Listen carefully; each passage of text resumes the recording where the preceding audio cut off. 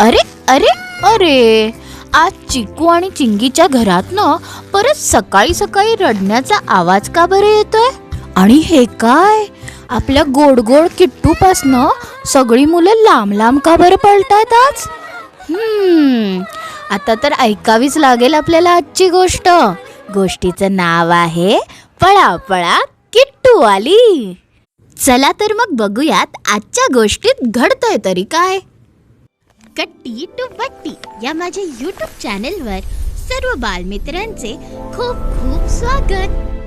किट्टूने पांघरुणामधनं थोडंसं डोकं वर काढलं आणि डोळे किलकिले करून खिडकी बाहेर पाहिलं. खिडकीतनं सूर्याची कोवळी कोवळी सोनेरी किरणं आत येत होती आणि खाली स्वयंपाकघरातनं मस्त गोड गोड सुगंध येत होता. गोंडस गुबगुबीत किट्टू हळूहळू पावलं टाकत स्वयंपाकघरात गेली आणि मागे जाऊन आईला त्यात भोक केलं. आई पहिले दचकली आणि किट्टूला उठलेलं बघून हसून म्हणाली, अगं पिल्लू, उठलीस तू? जा पटकन दात घासून ये बरं. तुझ्या आवडीचा गाजराचा केक केलाय. आई दे ना गो, आता मी नंतर दात घासते ना. पापड्यांची उघडझाप करत आणि गोड हसत किट्टू आईला मस्का मारू लागली. असं नाही हा किट्टू, तू रोजच दात घासायला टाळाटाळ करतेस आजकाल, आई समजावत म्हणाली. आणि खाल्ल्यावर आजकाल तोंड पण धुवायचं नसतं तुला. अशाने दात खराब होतील बघ तुझे. मग हो हो हो ग आई, नेहमी तेच तेच बोलतेस. एक दिवस नाही घासले दात तर काय होईल? किट्टू जरा कुरकुरतच म्हणाली.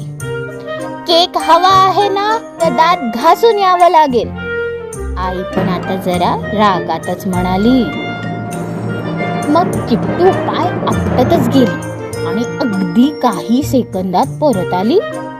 घे घासले, गाल फुगवत ती आईला म्हणाली. आता तरी केक मिळेल का मला? इतकं मस्त वास येतोय, मला तर राहवतच नाही बाबा आता. आईने पहिले संशयाने पाहिलं आणि मग काहीतरी विचार करून म्हणाली, हो आणते लगेच, तुझ्यासाठीच केलाय पिल्लू. खर तर आईला कळलं होतं की किट्टू दात न घासता तशी तोंडाला पाणी लावून आली वाटतं.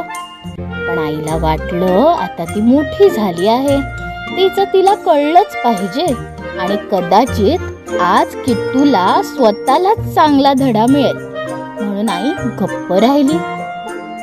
किट्टूला वाटलं आपली युक्ती कामी आली आणि तिने मस्त केकवर ताव मारला.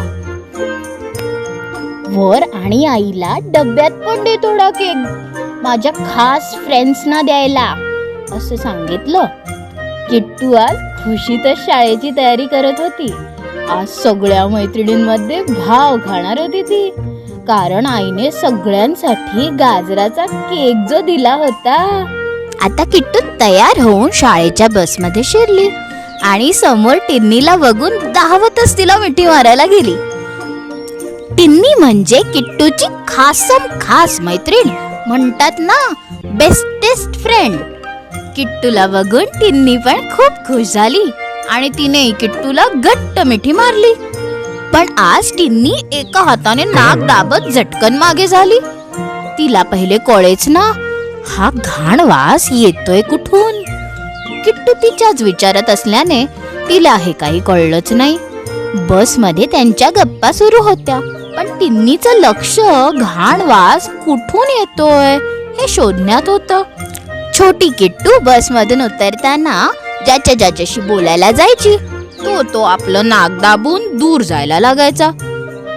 वर्गात गेल्यावर तर चक्क कोणीतरी मागून ओरडलंच, अरे पळा पळा किट्टू आली. किट्टूला आपल्या काही केल्या कळेना, नक्की आज घडतंय तरी काय. तिने स्वतःशीच खुश होत विचार केला, माझा डब्बा उघडला ना की येतील सगळे बरोबर माझ्या मागे मागे. वर्गात गणिताचा तास चालू असताना किट्टूला सुचलं, आपण बाजूला बसलेल्या बिट्टूला सांगू आज आपण डब्यात काय गंमत आणली आहे आणि जरा चिडवूया त्याला.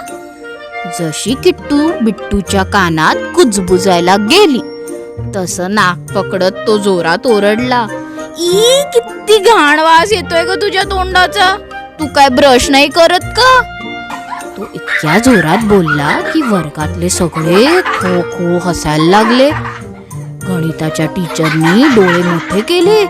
मग गोड किट्टूचा कसनुसा झालेला चेहरा आणि खाली गेलेली मान बघून त्यांना गोष्ट थोडी थोडी लक्षात येऊ लागली. त्यांनी सगळ्या वर्गाला मग रोज ब्रश करण्याचे फायदे आणि नाही केलं तर काय काय होतं ते नीट समजावून सांगितलं. आणि बरोबरच आपल्या मित्रमैत्रिणींच्या चुकावर न हसता त्यांना समजावून कसं सांगायचं हे देखील समजावलं. शेवटी सगळ्यांना किमान सकाळ आणि रात्र असं 2दा तरी ब्रश करायचंच असं सांगून टीचरांनी त्यांचा मोहरा परत गणिताकडे वळवला.